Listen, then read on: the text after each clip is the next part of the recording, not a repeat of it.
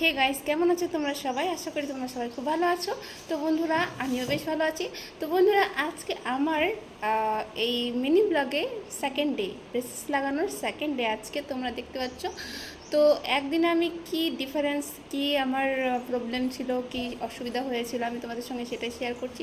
তো বন্ধুরা, অসুবিধা সেরকম হয়নি। শুধু রাত্রিবেলা যখন ঘুমিয়েছিলাম তখন আমার মানে মনে হচ্ছিল দাঁতের মধ্যে পাথর বসিয়ে রাখা হয়েছে, মানে এতটা ভারী লাগছিল দাঁতগুলো, প্রচণ্ড পরিমাণে দাঁতগুলো ভারী লাগছিল। আর মাঝে মাঝে একটু ব্যথা হচ্ছিল। ব্যথা সহ্য করা যায়, সেরকম কোনো ব্যথা হচ্ছিল না, ব্যথাটা সহ্য করা যায়, জাস্ট কমফর্টেবল। আর খাওয়া দাওয়া কালকের তুলনায় আজকে একটু ঠিকঠাকভাবে খেয়েছি, আজকে ভাতও খেয়েছি।